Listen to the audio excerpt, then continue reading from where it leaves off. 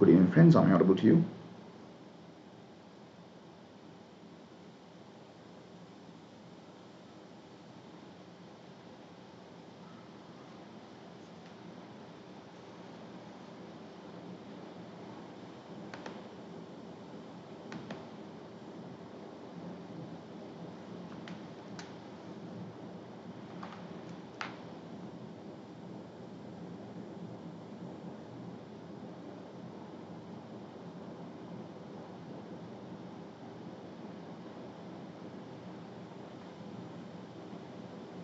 Oh, nice. Am I audible to you?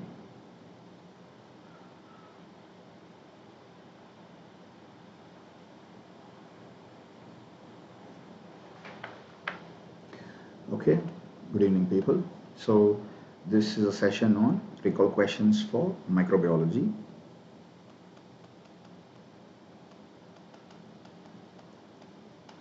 And infections as recollected from the students giving these questions to me.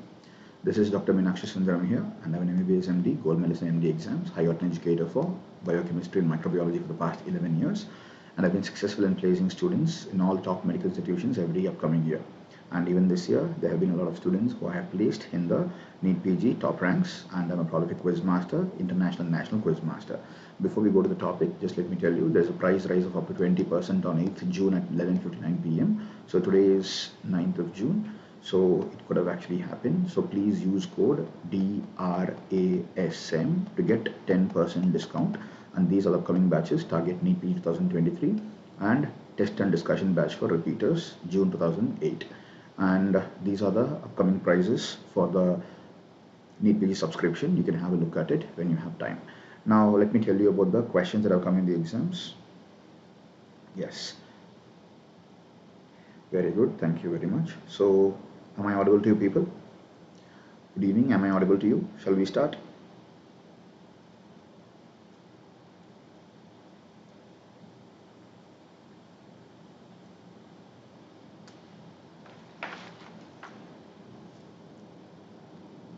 Yes, please give me a confirmation. Yes, Gian 15, thank you very much.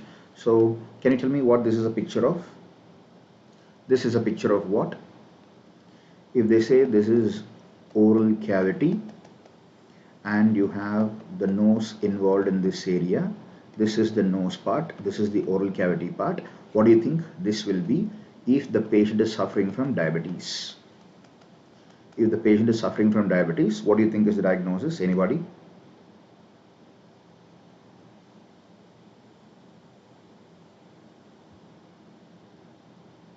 Excellent, Gian. This is a very simple question. They had asked you about mucormycosis. Let me tell you a few things about mucormycosis. I heard the students told me that they had given a case of mucormycosis of the oral cavity or the nose, I'm not very sure, and they had mentioned the patient is suffering from diabetes mellitus. Tell me, in case of diabetes mellitus, all diabetes will be prone for mucor? All types of diabetes, will they be prone for mucor? No. Remember, when it is diabetes mellitus, you have type 1 and type 2. In case of type 2, the most common acute complication will be hyperosmolar hyperglycemic state. In case of type 1, you expect diabetic ketoacidosis. So when they speak about diabetes mellitus, which is type 1 and it is uncontrolled, then it can lead to mucormycosis because DKA, diabetic ketoacidosis, is a predisposing factor for mucormycosis. Please note this, it is a predisposing factor for mucormycosis. Why is this relevant? Remember one beautiful thing, ketone bodies can help in the proliferation. Ketone bodies support the growth of mucor. Ketone bodies support the growth of mucor. At the same time, you also have to understand iron supports mucor. Iron supports mucor. Now there is a statement, oral desferrioxamine therapy. Oral desferrioxamine therapy or oral iron chelation therapy.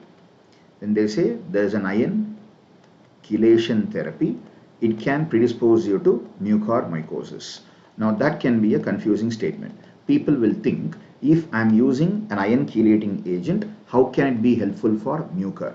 Because I said iron supports mucor. Imagine if this is the flowing blood, iron may be present in haphazard stranded fashion. But if you utilize a particular compound like desferrioxamine, it can attract iron from all the directions, and now the iron is present on the surface of desferrioxamine. When it comes near the mucor will have a space. Remember, there is something present on the mucor called as siderophore, the space through which iron can actually be sent inside. So this particular oral desferrioxamine that has been taken, iron chelation that happens, the chelator will try to feed directly into the siderophore of mucor, because of which mucor can grow very well. Now there were questions. In COVID-19, is mucor very serious? Yes, in COVID-19, because of continuous usage of high dose steroids intravenously, and at the same time use of industrial oxygen cylinders which were not properly sterilized during emergency situations. Not all the conditions, during emergency situations they have to deal with that of mucor. So mucor became a dangerous organism. So mucor, what are the things that you have to know about mucor in terms of diagnosis? Remember, mucor, Absidia and Rhizopus are the three organisms who come under Zygomycetes. What kind of questions can be expected from a branching of this area? You can have, what are the drugs that can be used? The answer would be amphotericin B, but mostly amphotericin B has been resisted by the organism mucor, so you can use the drugs posaconazole, and right now the other drugs are isavuconazole. So these are the drugs that have come into systematic understanding. So remember, these are very common things. We have discussed this so many times in the special classes, in Unacademy special classes, in Unacademy plus classes. In case of last minute revision, in all these areas we have discussed about this, and really glad they have used this. Now what is this lesion called as? Can anybody tell me what is the lesion called as? You're seeing a lesion, right? This black colored lesion, what do you call it as? It's a very thick eschar. Please remember, it's a very thick eschar. It needs debridement. It needs surgical debridement. Okay, now what is the diagnosis here? Gian 15, if you're still there, can you tell me what is the diagnosis here?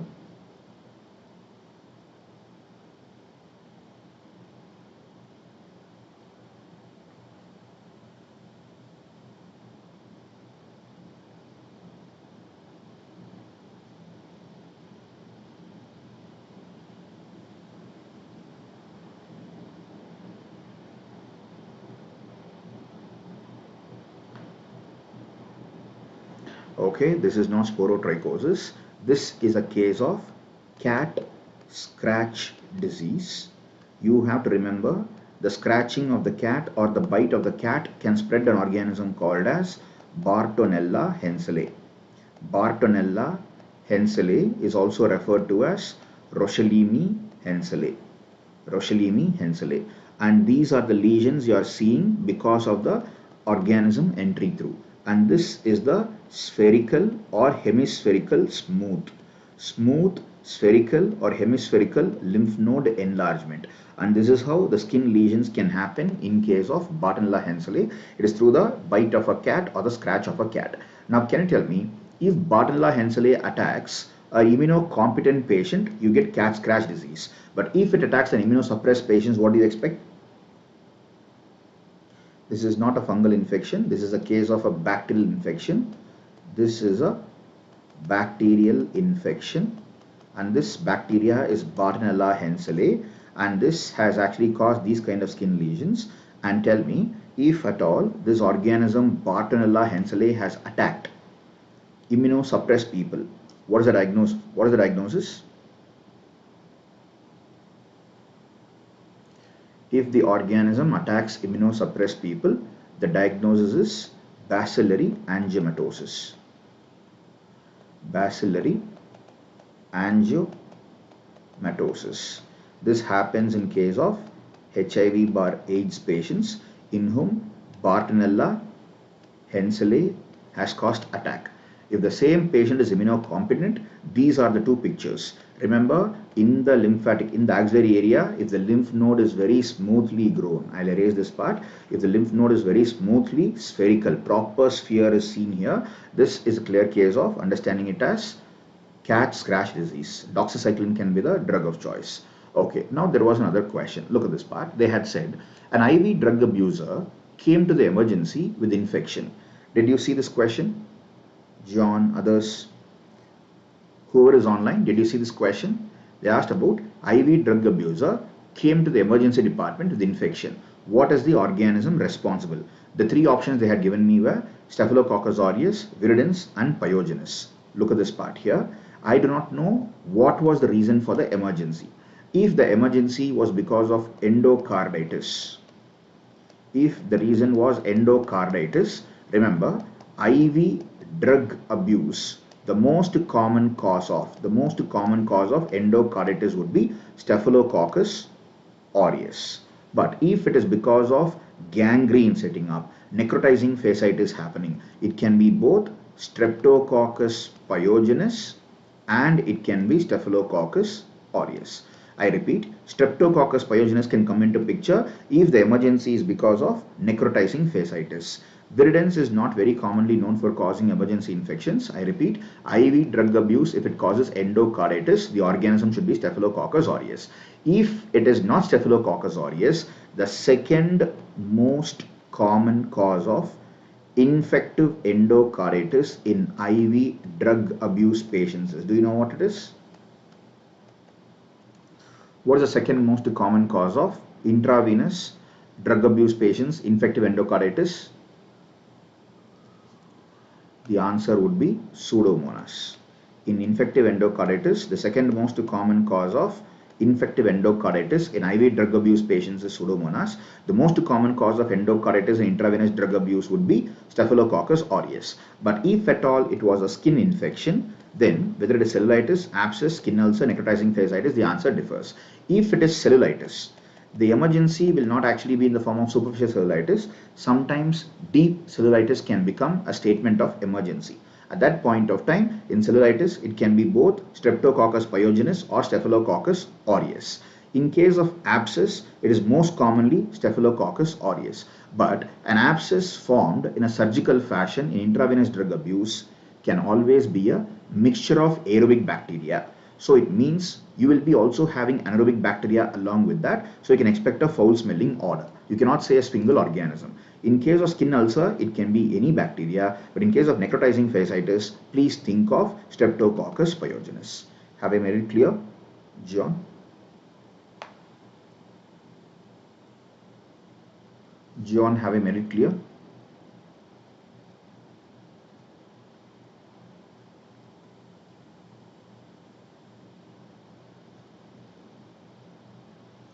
So tell me, what is the diagnosis here? In this picture, what is the diagnosis?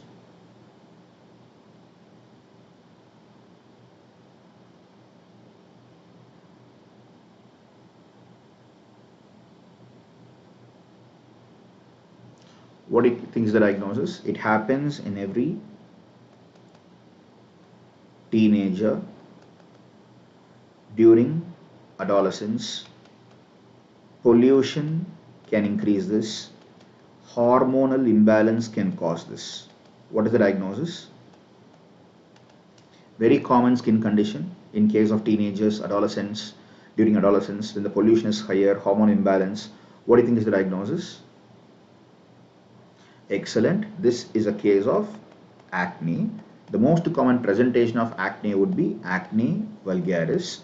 And in case of acne, you repeat really carefully, the causative organism would be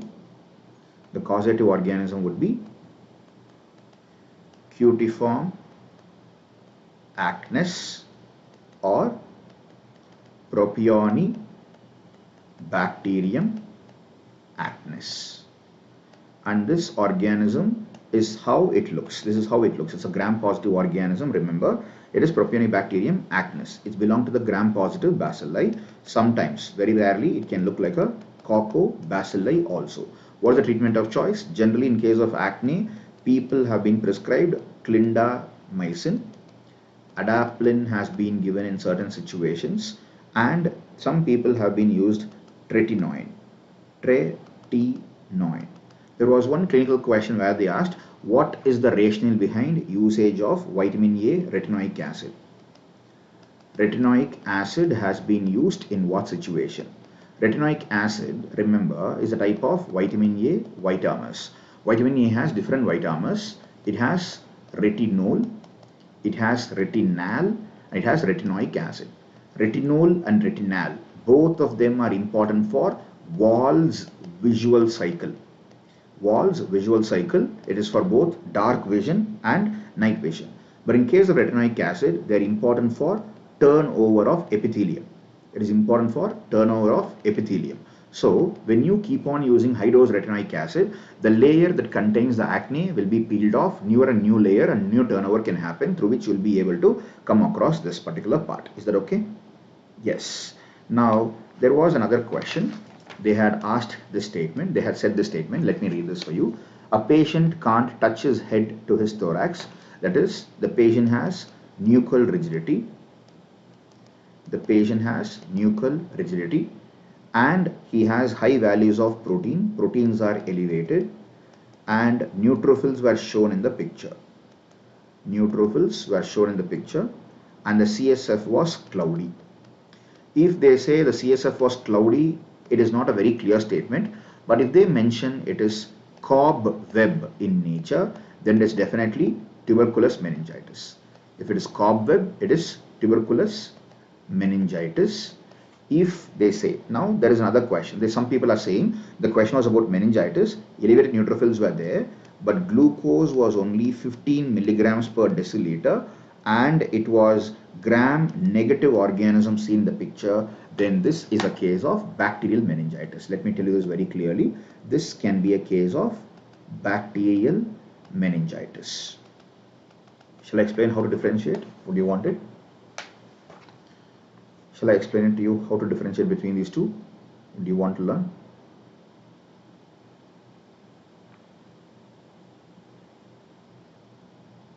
If you know it already, we'll skip it. If you want, I'll teach you. Okay, now look at this part. We divide the meningitis into two parts. One is septic meningitis. Also, we can consider it as a pyogenic meningitis or typical meningitis. And these all are all caused by bacteria. On the other side, you have aseptic meningitis. In case of aseptic meningitis, we can also call them as atypical meningitis or non-pyogenic meningitis. This can be divided into bacterial and non-bacterial. Bacterial and non-bacterial.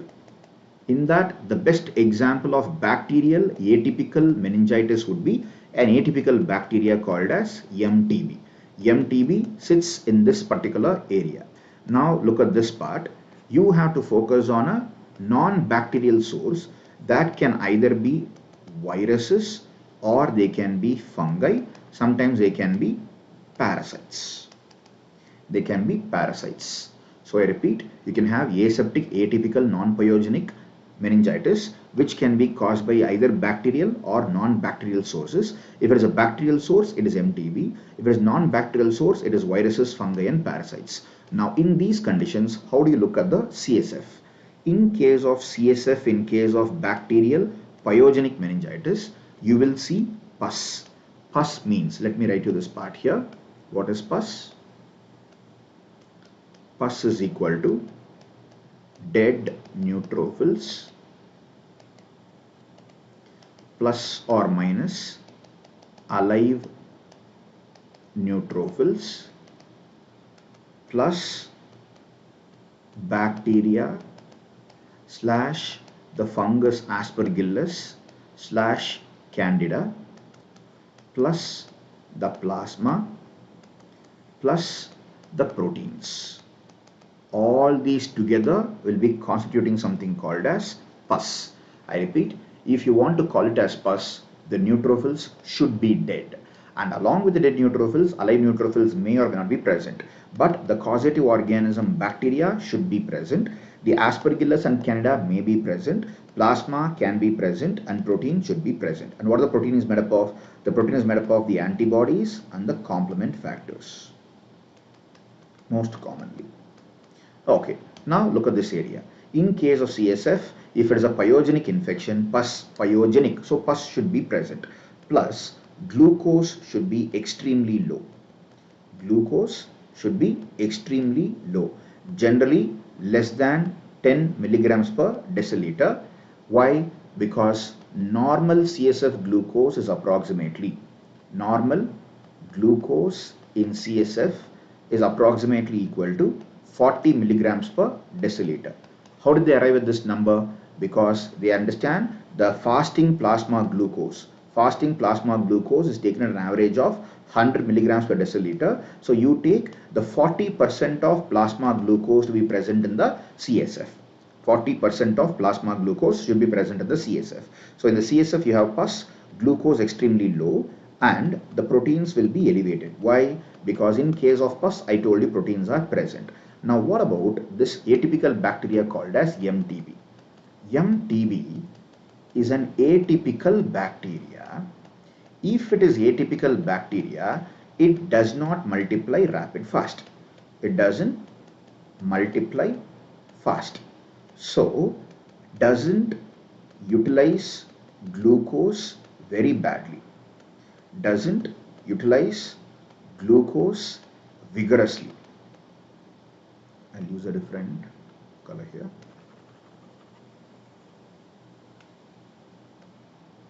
Doesn't utilize glucose vigorously, but still it is a bacteria, so it will have glycolysis. So glycolysis is present, glucose utilization is present, but not very vigorous. So what happens? Glucose will be lesser, but between that of 10 to 30 milligrams per deciliter, and the protein content will be moderately elevated. But because neutrophils are not the ones to defend the MTB, you will be having macrophages elevating. But macrophages is not the name given for the extracellular fluid content, so you call it as monocytes. So monocytes will be elevated. To follow the monocytes up, you may have some lymphocytes elevation. So lymphocyte elevation may be moderately present, monocytes will be severely present, and glucose will be between 10 to 30, and you may be able to have glycolysis happening, but there is no zero glycolysis, there is no complete glycolysis. So moderate glycolysis of 10 to 30, the value given in the exam was 15 milligrams per deciliter, so it falls between 10 to 30, it can think of MTB. But in the question paper, some of them are saying gram-negative bacteria is given. If gram-negative bacteria is the word given, then automatically the option will become typical pyogenic bacteria, which becomes bacterial meningitis. But what happens in case of viral meningitis? In case of viral meningitis, viruses have no metabolism. Viruses can have no glycolysis. If they have no glycolysis, then glucose is untouched. Glucose is on par, which is approximately 40 milligrams per deciliter, and the patient survives in this particular situation. Also remember, the protein values will be very high because antibody content will be very high, and the lymphocytes also will be very high. So in this question, if at all they have spoken about cobweb appearance, it has to be MTB. If it is very cloudy, if the glucose is between 10 to 30, it can speak about MTB. But if the glucose is very level, lymphocyte elevated, normal glucose. If lymphocyte is elevated and the glucose is normal, absolutely normal, think of viral meningitis. If the glucose is mildly falling, but it is monocytes elevated, think of MTB. If glucose is extremely less and the neutrophils are elevated, it is pyogenic meningitis. Have I explained it clearly? Is that clear for you? All of you?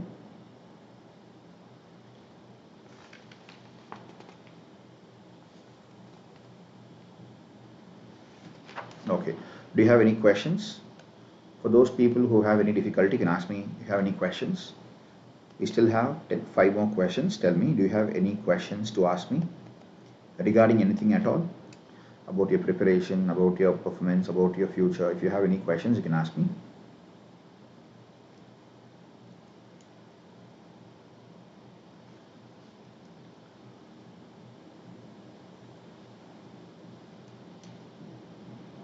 I'll wait for you. It's okay. Please ask me if you have any questions.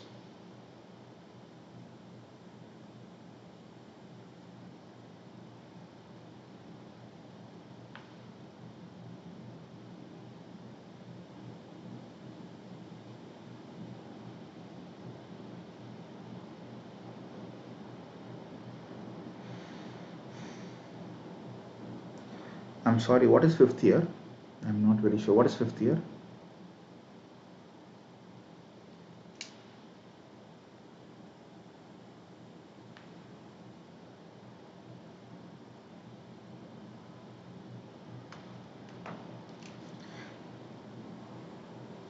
Which course to follow? You can go for comprehensive batch course for NEET or next 2022-2023, or you can go for INICT if you want a rather compact kind of case. Shraddha Sahu, I would like to help you. What is meant by fifth year? Are you doing your MBBS in... Oh, you are in fifth year. How many years do you have totally? I'm not very sure about that. Have I answered your question, J on 15? And Shraddha Sahu, how many years do you have in Ukraine totally?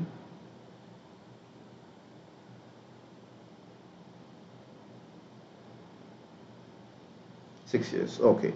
So if you want to prepare for FMGE, now you have to spend approximately, can you spend 4 hours a day from now? Just tell me the possibility, I'll give you an answer. Can you spend 4 hours a day?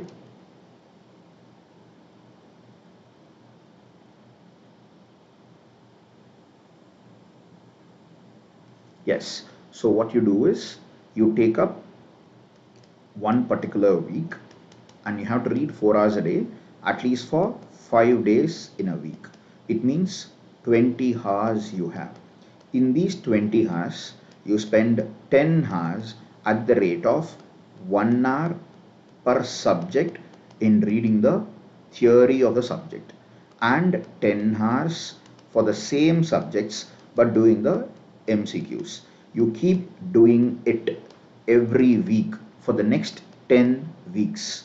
You will find a change in the way you have prepared for your exams. You will be able to see a change. Let me repeat.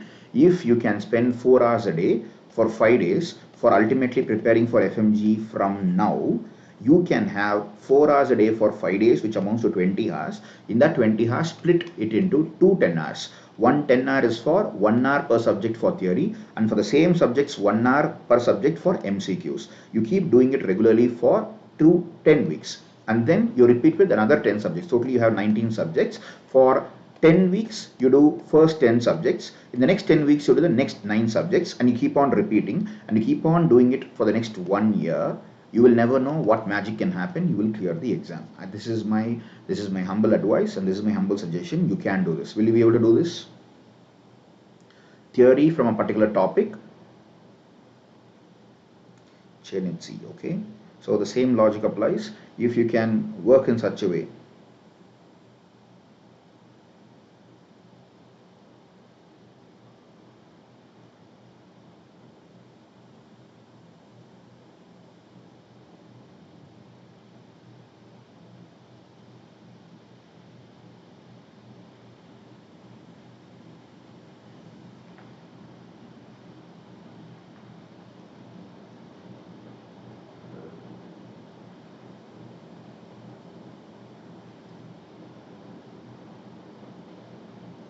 Subject wise or system wise, whatever you think of. For example, if you say 10 hours for GIT, or you say 10 hours in case of microbiology, both would mean the same. Ultimately you have to go in one particular order. You can choose whichever order it is, but the only thing is, if you start, for example, if your mind is fixed with system, then go with systems. In case of cardiovascular system, spend 30 weeks. In case of RS, spend 30 weeks. Keep doing it. In 30 weeks, you have 30 into 5 days. There's approximately 150 days. 150 into 4 hours will be approximately 600 hours. In 600 hours, spend 300 hours in learning the theory from the anatomy till that of general medicine in case of cardiovascular system, and then another 300 hours in doing MCQs for the same. Can you do this?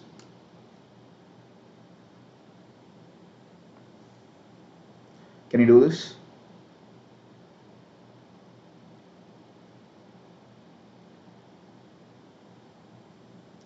Can you do this? Is it possible?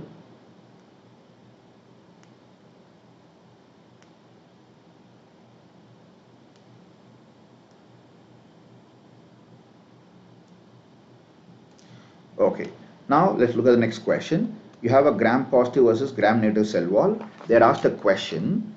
A person, okay, 1 minute.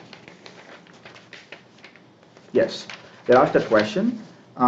What is specially found in gram positive cell wall?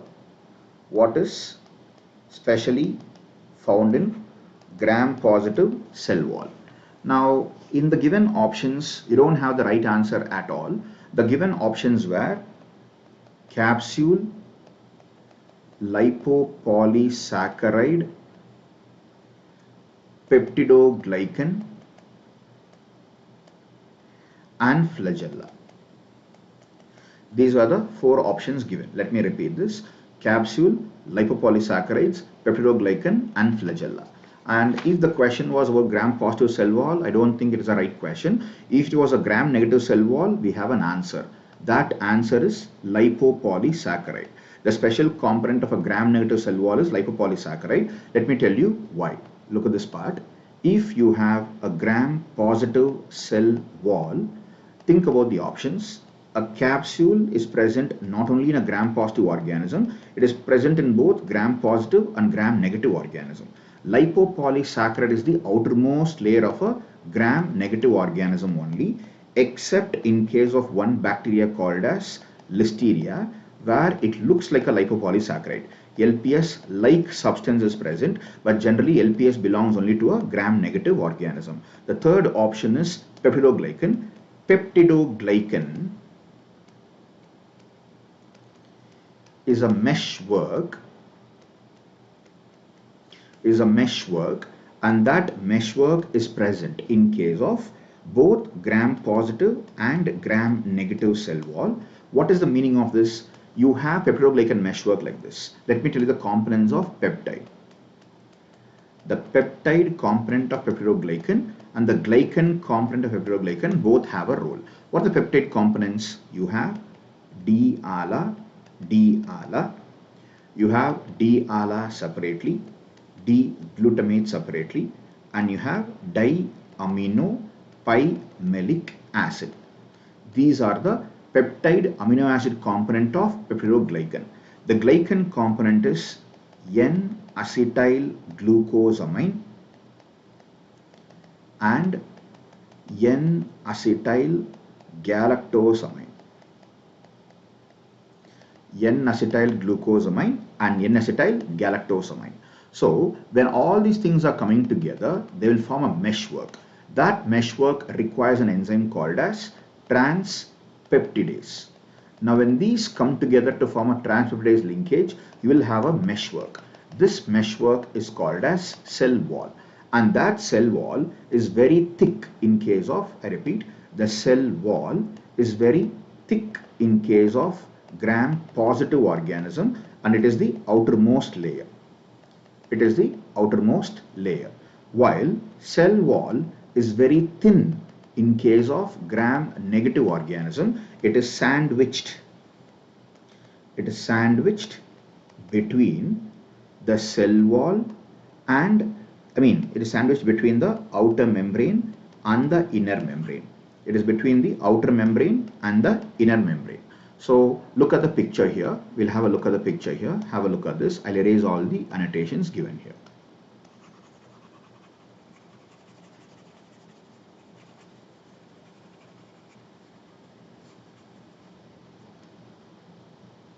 Have a look at this. You have teichoic acid present on the gram positive cell wall. You have lipoteichoic acid present on the gram positive cell wall. So these two can be unique for a gram positive cell wall. See, there are some statements who say gram negative cell wall also can contain some amount of teichoic acid, but teichoic acid content is very strongly and uniquely present in case of gram positive organism. Now in case of gram-negative cell wall, you can have O specific side chains which can act as O somatic antigen. And you have peptidoglycan layers present in both gram-positive and gram-negative organism. Periplasmic space is present in both gram-positive and gram-negative, but the periplasmic space is very narrow in case of gram-positive and very wide in case of gram-negative. And also remember, plasma membranes and integral proteins are common and present in both gram-positive and gram-negative cell wall, and capsule is also present in both gram-positive and gram-negative cell wall. So in this question, if the question was about what is unique in a gram-negative cell wall, then the answer can be, what is unique in gram-negative organism? The answer can be lipopolysaccharide. What else is unique? In case of a gram-negative organism, the presence of aromatic amino acids are also unique. In case of gram-positive organism, teichoic acids are also unique. Now, next question. They had asked another question. Which of the following is not tested before blood transfusion? Before blood transfusion, the blood is screened for which kind of infections? The most common options given were HIV, HBV, HCV and HAV. The answer is HAV, because HIV, HBV, HCV and then malaria and then syphilis are very commonly tested in case of activity. Tell me, is this question correct?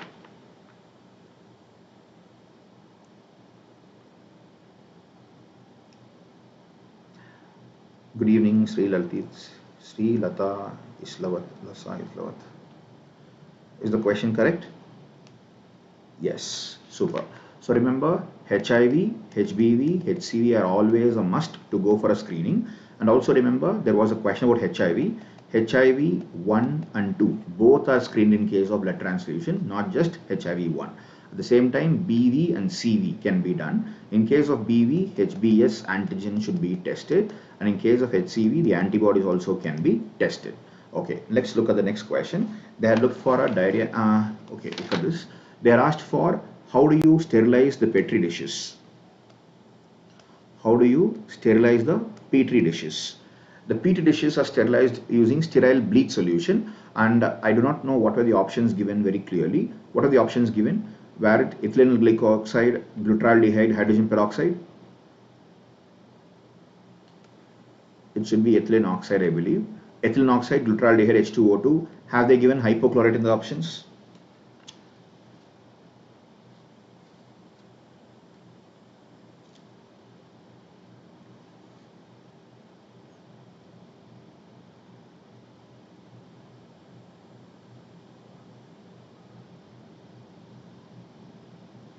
Yes, ethylene oxide, yes. Anything else?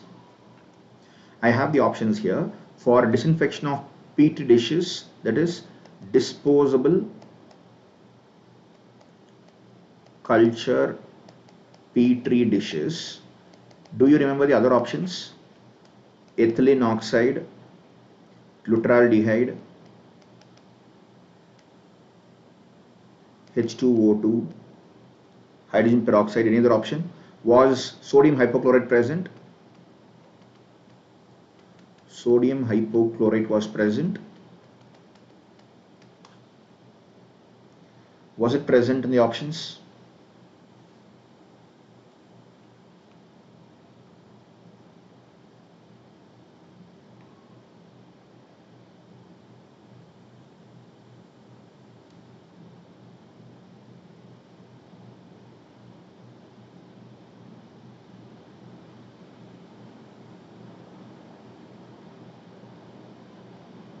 Last option, incubation. What did you choose as the answer, people? What was the choice of your answer? In that condition, hydrogen peroxide would have been a better option.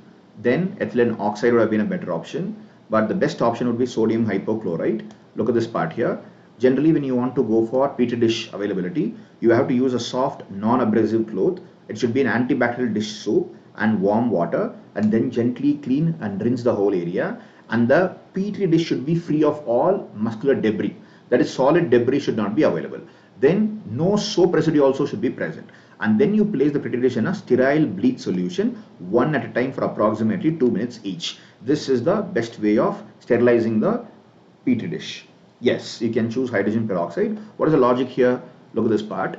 When you have H2O2, it is broken down into OH minus and OH dot minus. This OH dot minus will react with Cl to form HOCl dot minus, which can be written as sodium hypochlorite solution also. So at that point of time, this can be the source for giving sodium hypochlorite as a part of bleach. So H2O2 can be effective. So what are the other things that can be asked? In case of culture media, dressings, gloves, aprons, all surgical instruments except sharp instruments, you will be suture materials except catgut, you go for autoclaving. Please make a note of this.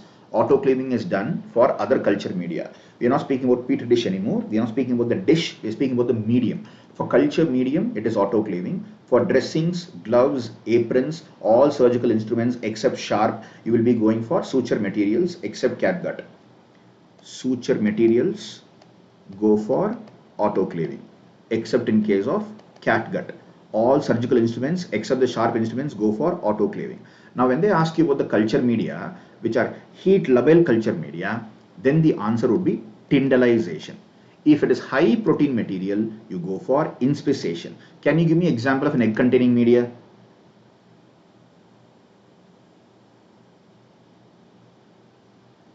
Can you give me an example of an egg containing media?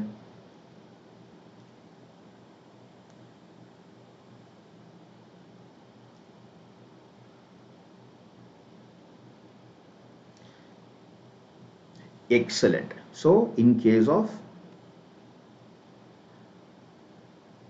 no, it is Lowenstein-Jensen medium or Dorset's egg medium.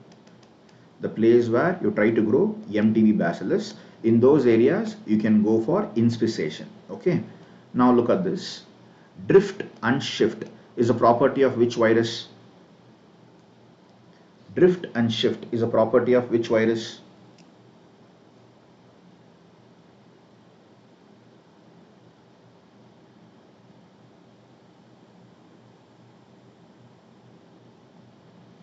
Excellent. Drift and shift are a property of influenza viruses.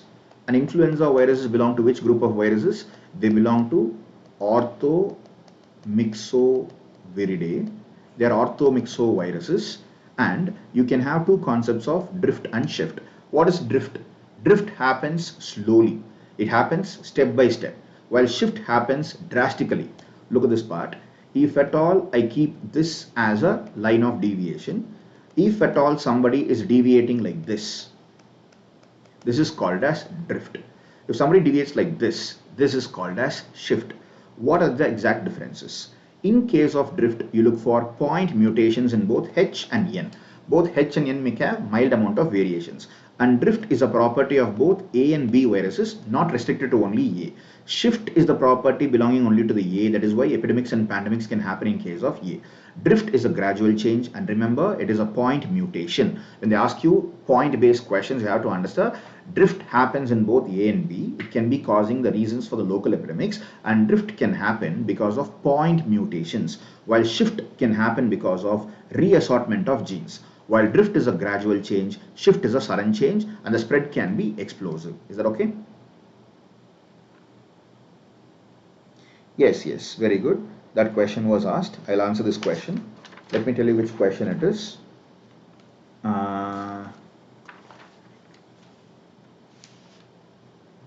Yes, that question, what Pooja Pandya is asking is, there was a question, a sample was obtained which could be cultured in LJ media, and what is the stain taken up by the organism? The answer would be acid fast stain, because LJ medium is generally done for Mycobacterium tuberculosis, and if it is Mycobacterium tuberculosis, of course Mycobacterium tuberculosis can show gram positivity, but it is not a gram reaction based organism. It's an acid fast organism. What is the meaning of it? It can resist up to 20% sulfuric acid.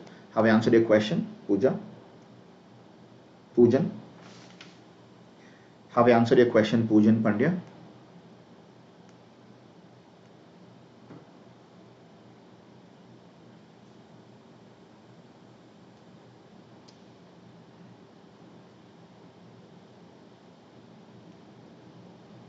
Yes, the same question is what I was discussing. When I was discussing this, you raised this question. That is why I went to that question. Now I'm coming back to the same question.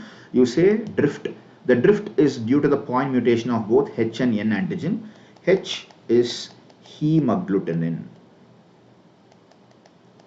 and N is neuraminidase. And this is present in orthomyxoviridae mostly.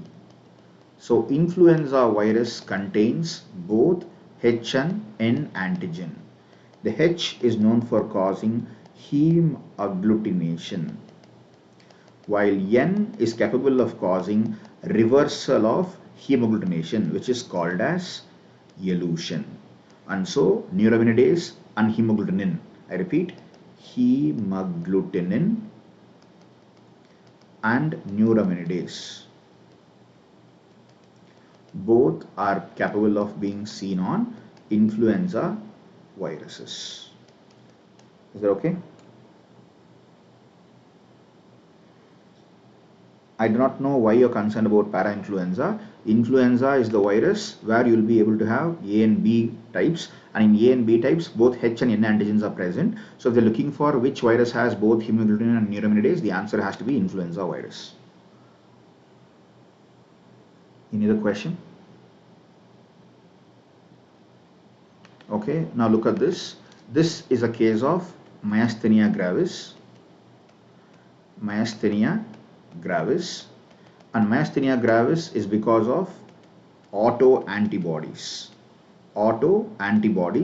against acetylcholine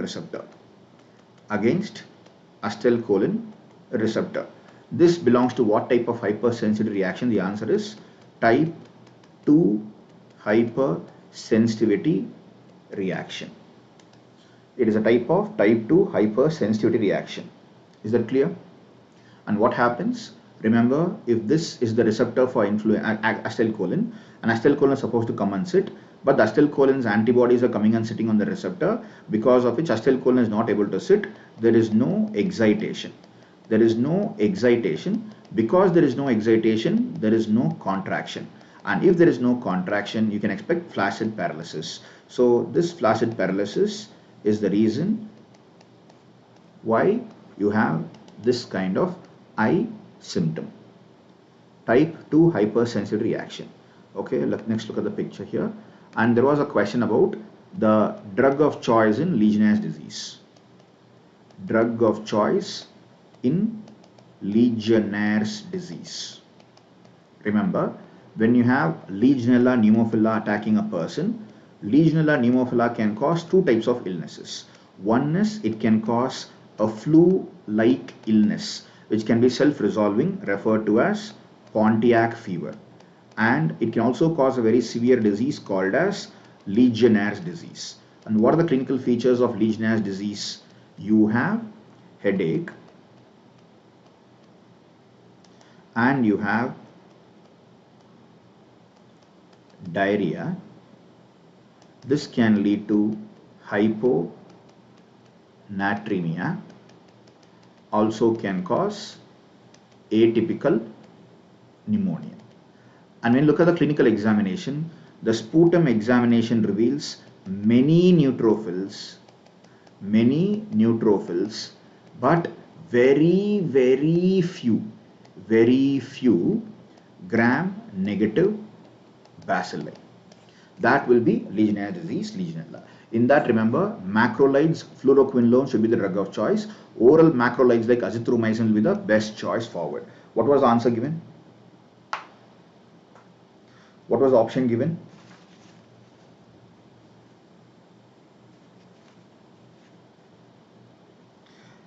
Did you have azithromycin in the question paper? Did you have azithromycin in the question paper?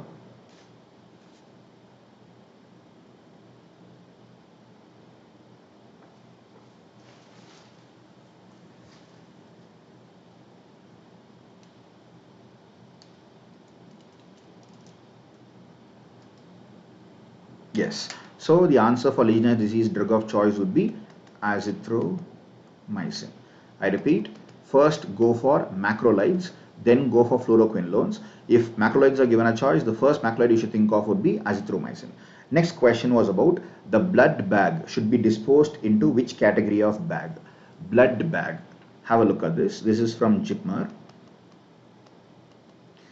Human anatomical waste, blood-stained cotton and pads, expired medicine, blood bags, mask, caps, aprons, and all of them should be put into the yellow colored containers, yellow bags. Okay. And in case of red, IV sets and bottles, syringes, endotracheal tubes, Riles tube, all should be placed under red. Urinary catheters or most of the tubings including gloves and cardiac catheters and urobags should be present and put into the red colored tubes and red colored bags. What about the black bags? If you have food materials, kitchen waste, tea cups, cover and wrappers, empty boxes, the ones which are not very dangerous can go into the black colored bag. What about the blue colored bag?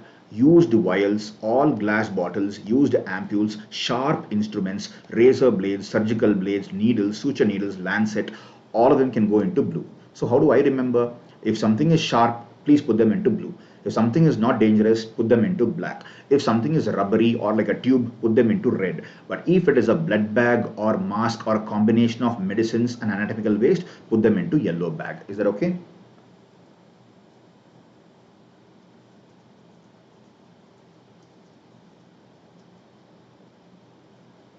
Yeah, there was something about O antigen, is it? I don't remember which question it was. What is that, please?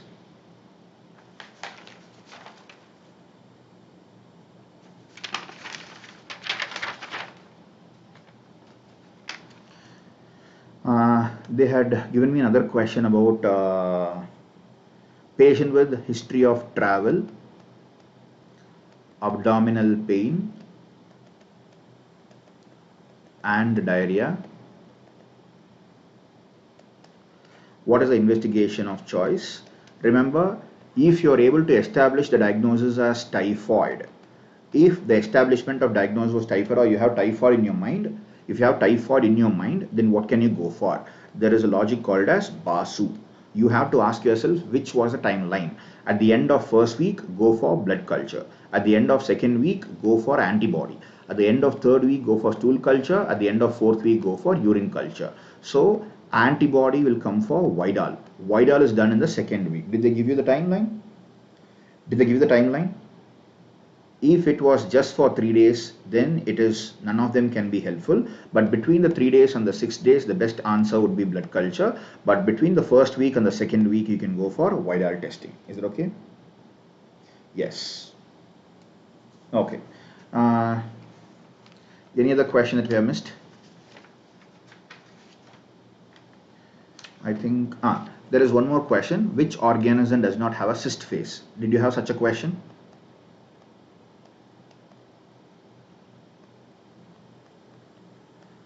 Which organism has no cyst phase? Did you have such a question? Let me tell you. Trichomonas vaginalis should be the first organ that should come to your mind. Then you can go for Entamoeba,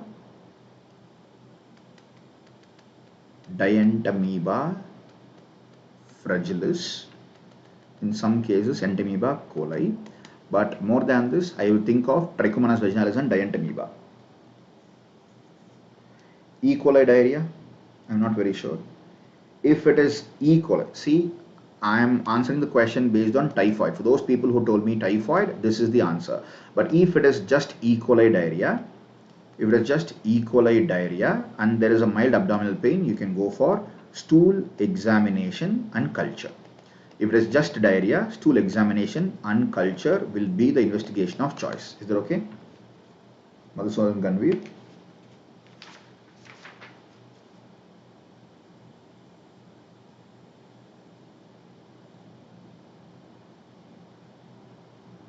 If it is E. coli diarrhea, just E. coli and diarrhea, you can go for stool examination culture. That is the best way to move forward. Okay. Madhusudan Ganveer. And did they have an option of Trichomonas vaginalis in the option? The organism who has no cyst phase will be Trichomonas vaginalis. You can also have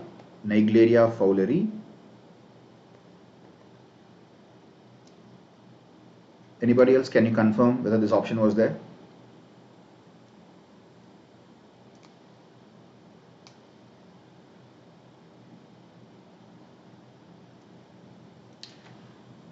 Okay, so cyst phase was not about infection at all. Okay, let's leave it. Next, look for, there's one more thing. They had asked about a tinea corporis rash. Was there a rash of tinea corporis? This was the image given, they are saying an image of rash of tinea corporis. The investigation they had asked, the answer was KOH mounting and Wood's lamp. These are the two options given to me. What did you choose, people? Balamukya was in the option, yes.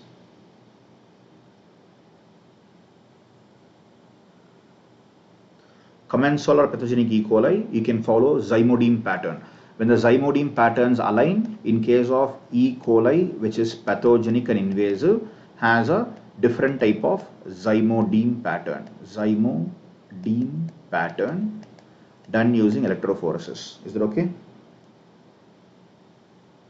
The rash was for Wood's lamp, okay. The rash of tinea corporis, Wood's lamp, yes. You will be able to see what is the purpose of Wood's lamp in dermatology and mycology. Look at this. In mycology, dermatology, that is fungal infections of skin, you will be using Wood's lamp generally in the UV area. It can be helpful for finding out if there is any hypopigmentation or hyperpigmentation. Hypopigmentation can be noticed and also hyperpigmentation can be noticed. The hypopigmentation part is because of the fungi releasing a compound called as azelaic acid. This azelaic acid inhibits an enzyme called as tyrosinase. This tyrosinase is the rate limiting enzyme in the tyrosinase pathway of melanin synthesis. In melanin synthesis, it is the rate limiting step. That is why it is hypopigmentation.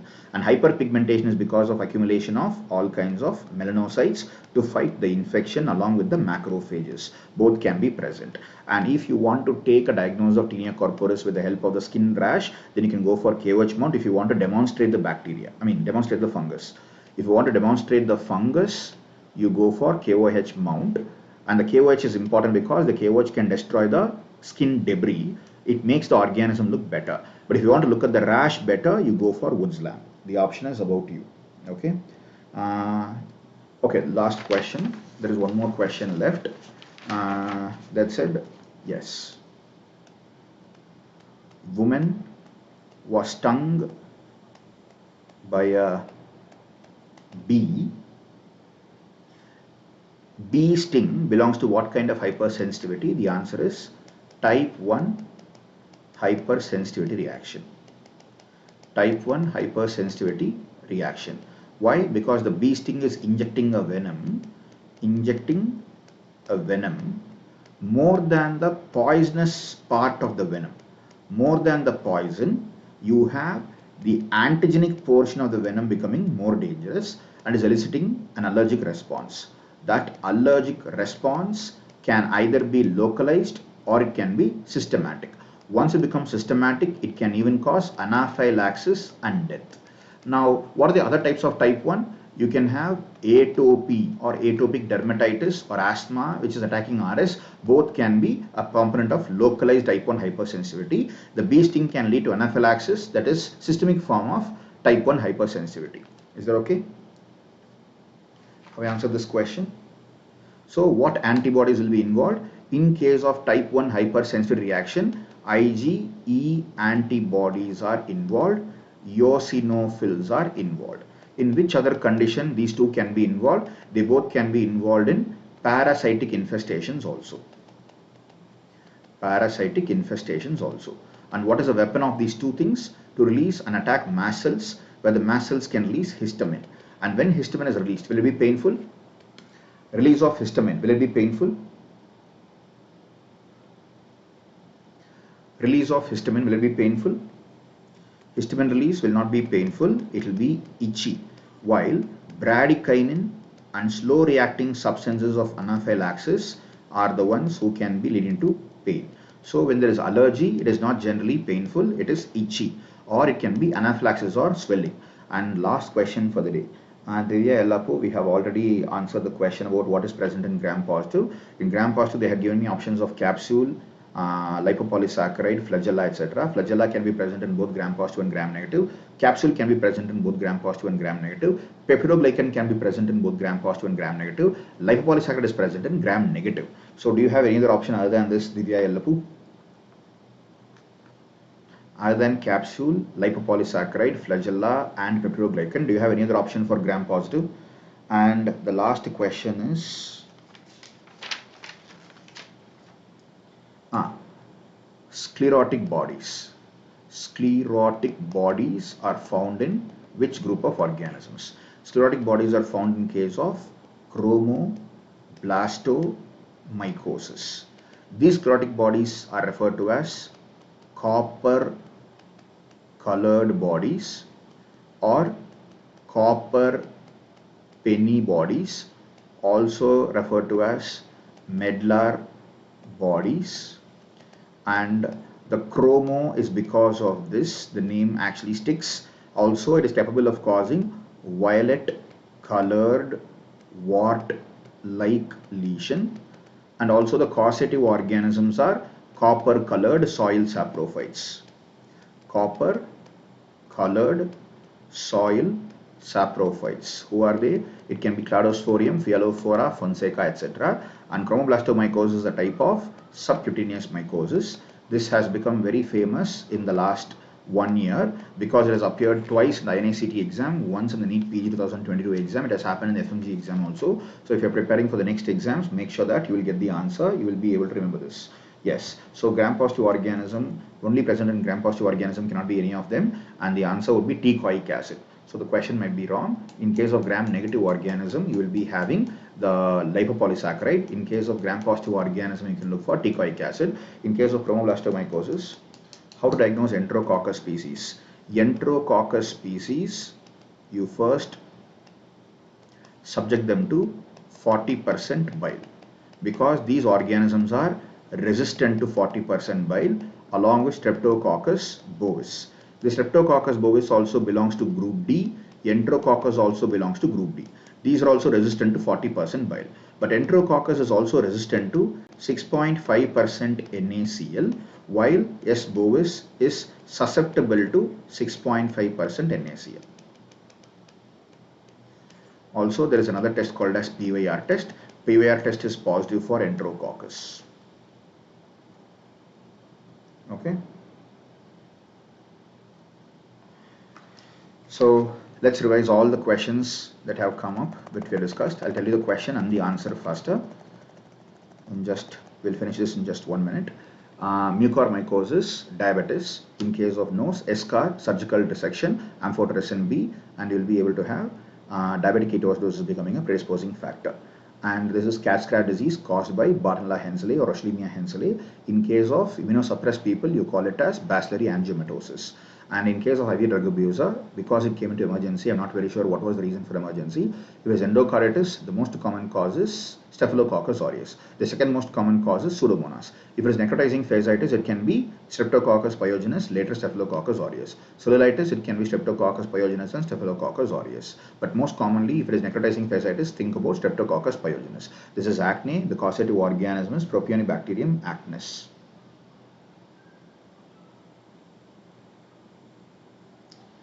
Divya Yellapu, I just now finished that question. Again, you're asking me the same question. When I asked you about cystic phase, you said it was present in thyroid gland. When I asked you whether it was a cyst phase is not present in Trichomonas vaginalis. And it is also not present in Dientamoeba fragilis. These are the two things I can tell you. If you tell me the full question, I give you the answer.